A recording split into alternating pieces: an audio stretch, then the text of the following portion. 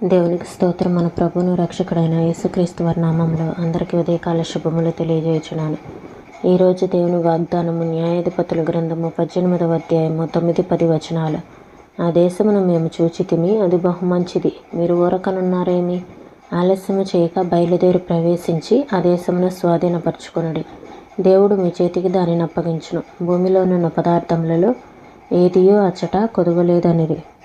దాను వంశస్థులు, దాను గోత్రం వారికి దేవుడు ఒక్కొక్కరికి ఒక్కొక్క గోత్రం వారికి పంచి ఇచ్చినటువంటి భూభాగం అంత భూభాగం విశాలమైనది కాదు. అది యూదా ఎఫ్రాయిం భూభాగానికి పశ్చిమాన మధ్యధరా సముద్ర తీరం దాకా వ్యాపించి ఉంది.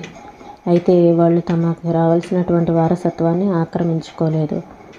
అయితే దాను గోత్రం ఎక్కడ ఉండాలి అనేది దేవుడు వారికి వెల్లడించారు. అయినప్పటికీ తమకు కేటాయించిన భూమినంతా వాళ్ళు వశపరుచుకునేందుకు దేవుడు తమకు శక్తినిస్తాడు అని దేవుని మీద నమ్మకం పెట్టుకోలేదు.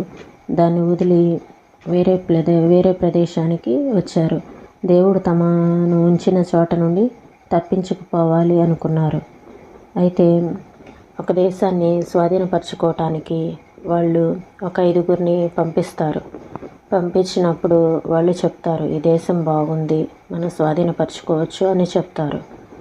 లేవండి, మనం చేయటానికి ఒక నిర్దిష్టమైన పని ఉంది. అంటే ఏంటి?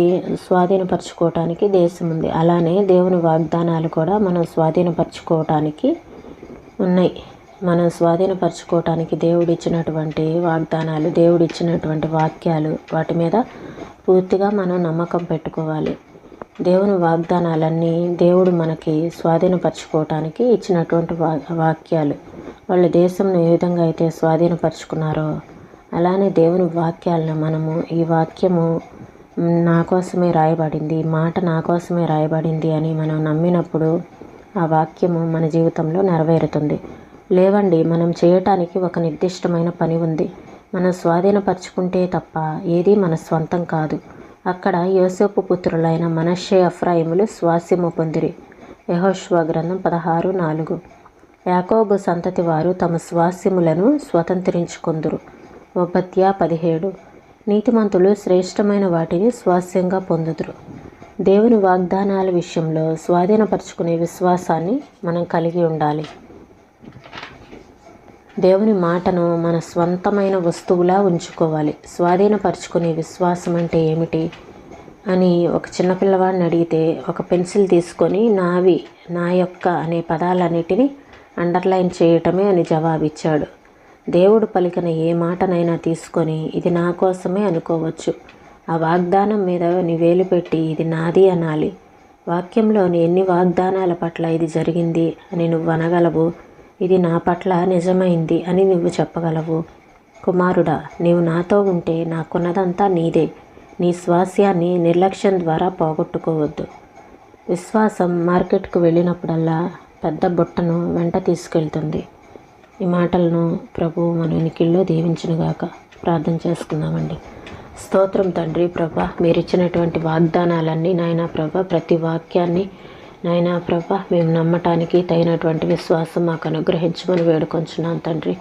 అయ్యా, ప్రతి ఒక్క వాగ్దానాన్ని మేము స్వతంత్రించుకోవటానికి మీ కృపను అనుగ్రహించండి తండ్రి. సహాయం చేయండి అయ్యా. నా తండ్రి, నమ్ముటని వలన అయితే నమ్మువానికి సమస్తమును సాధ్యమని సెలవిచ్చావు ప్రభా. స్తోత్రాలు చెల్లిస్తున్నాం తండ్రి.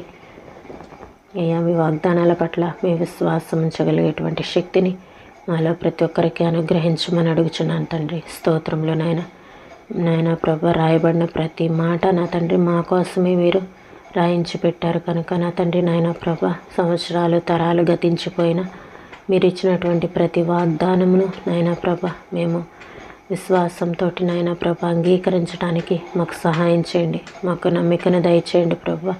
నీ కృపచేత నింపండి ప్రభా. బాహ్యమైనటువంటి పరిస్థితులపైన, చుట్టూ ఉన్న పరిస్థితుల మీద మేము ఆధారపడకుండా మీరు ఇచ్చినటువంటి వాక్యం మీద మేము ఆధారపడటానికి సహాయం చేయమని, మీ కృపను అనుగ్రహించమని యేసయ్య పరిశుద్ధమైన నామంలో అడిగి వేడుకొంచున్నాం తండ్రి. ఆమేన్.